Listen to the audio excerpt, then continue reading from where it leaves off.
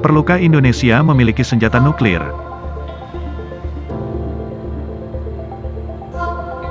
Tak dipungkiri dalam dunia modern ini, senjata nuklir menjadi salah satu senjata yang paling mematikan. Nuklir saat ini menjadi salah satu alat perang dan alat pertahanan sebuah negara besar. Sudah banyak negara yang mengembangkan dan menggunakan nuklir sebagai senjata militer negaranya. Namun, apakah tidak pernah berpikir, perlukah Indonesia mempunyai senjata nuklir dalam kekuatan militernya? Senjata nuklir adalah alat peledak yang mendapatkan daya ledaknya dari reaksi nuklir, entah itu reaksi fisi atau kombinasi dari fisi dan fusi. Keduanya melepaskan sejumlah energi besar dari sejumlah kecil massa, bahkan alat peledak nuklir kecil dapat menghancurkan sebuah kota dengan ledakan, api, dan radiasi.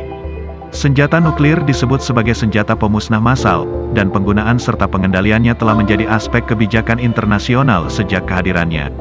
Sejarah mencatat senjata nuklir telah digunakan 2 kali dalam sejarah dunia pertempuran, yaitu semasa Perang Dunia II oleh Amerika Serikat. Amerika Serikat melakukan pengeboman menggunakan nuklir terhadap kota-kota Jepang, Nagasaki, dan Hiroshima.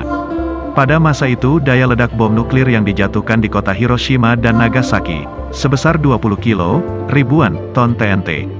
Akibat ledakan bom nuklir tersebut, kota Hiroshima dan Nagasaki mengalami kehancuran. Bahayanya, saat ini bom nuklir yang dimiliki beberapa negara besar sekarang ini, mempunyai daya ledak lebih dari 70 mega, jutaan ton TNT. Sehingga dapat membuat kehancuran yang sangat luar biasa, jika terjadi perang antar negara dengan menggunakan senjata nuklir di dunia ini.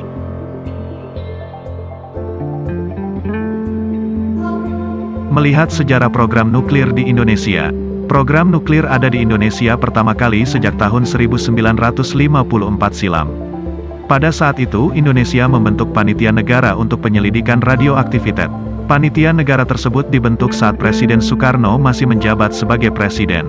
Panitia negara ini memiliki tugas untuk menyelidiki kemungkinan jatuhan radioaktif di Samudra Atlantik. Pemerintah Indonesia tidak ingin jika sisa nuklir Perang Dunia Kedua pada saat itu mengganggu kehidupan masyarakat Indonesia. Lambat laun, lembaga ini bertransformasi menjadi Lembaga Tenaga Atom, LTA, hingga kemudian disempurnakan menjadi Badan Tenaga Atom Nasional, Batan, pada tahun 1964. Sejak saat itu nuklir mulai dikembangkan di Indonesia meski hanya digunakan untuk ilmu pengetahuan, pertanian, dan pembangunan ekonomi, dan saat ini sudah dikembangkan juga menjadi pembangkit tenaga listrik. Saat ini mungkin Indonesia hanya memanfaatkan nuklir untuk hal-hal tertentu saja. Tapi di masa depan bukan tidak mungkin Indonesia dapat membuat dan memiliki senjata nuklir sendiri. Jika hal ini menjadi kenyataan, maka terdapat beberapa hal-hal besar ini akan terjadi di Indonesia. Pertama, dengan adanya senjata nuklir maka akan membuat pertahanan Indonesia akan semakin kuat. Kedua, negara besar yang memiliki senjata serupa atau negara lainnya akan ketakutan dengan Indonesia. Ketiga, jika Indonesia memiliki senjata nuklir maka Indonesia akan menjadi sentra kekuatan Asia Tenggara. Hal itu dikarenakan saat ini negara di Asia Tenggara juga belum memiliki senjata nuklir. Namun di balik manfaat positif memiliki senjata nuklir, terdapat juga dampak negatif. Yaitu banyak terjadi protes keras dari sejumlah kalangan masyarakat Indonesia. Hal itu mengingat terdapat resiko besar di belakangnya, seperti kebocoran nuklir pada saat melakukan pengembangan senjata nuklir. Selain itu, Indonesia juga dimungkinkan akan dimusuhi banyak negara akibat memiliki senjata nuklir. Akibatnya akan muncul kemungkinan terjadinya perang.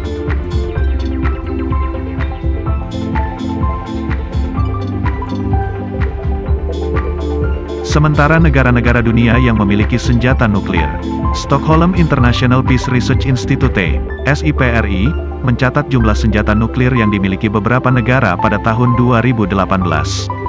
Dengan jumlah senjata nuklir di dunia mencapai 13.865 unit pada tahun tersebut.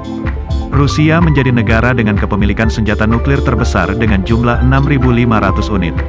Posisi kedua ditempati Amerika Serikat sebanyak 6.185 unit. Meski begitu, kedua negara terus mengurangi persenjataannya sesuai perjanjian New START, Strategic Arms Reduction Treaty, pada tahun 2010. Negara lainnya seperti Perancis, Tiongkok, Inggris, Pakistan, India, Israel, dan Korea Utara memiliki puluhan hingga ratusan unit senjata nuklir. Sebelumnya Duta Besar Republik Islam Iran untuk Indonesia, Muhammad Azad menyatakan siap melakukan kerjasama dengan Indonesia dalam bidang teknologi nuklir. Apalagi, pemerintah Indonesia sudah mulai melirik teknologi nuklir guna menguatkan pertahanan militer. Azad menjelaskan pertemuannya bersama Menko Polhukam RI, Mahfud MD di Kemenko Polhukam, Jakarta, pada Senin, tanggal 20 Januari tahun 2020 lalu. Ada pula alasan kuat, bila kerjasama Iran dan Indonesia dapat terbentuk dalam bidang pertahanan militer, termasuk teknologi nuklir. Selain itu Menteri Koordinator Bidang Kemaritiman dan Investasi yang juga mantan Jenderal TNI Luhut Binsar Panjaitan pernah bermimpi Indonesia punya senjata nuklir. Menurutnya, dengan kemampuan sumber daya yang ada di Indonesia, bangsa ini mampu mengembangkan dan membuat senjata mematikan itu. Namun, menurutnya Presiden Joko Widodo, Jokowi, tak punya minat akan mimpinya itu karena masih mengedepankan kemakmuran.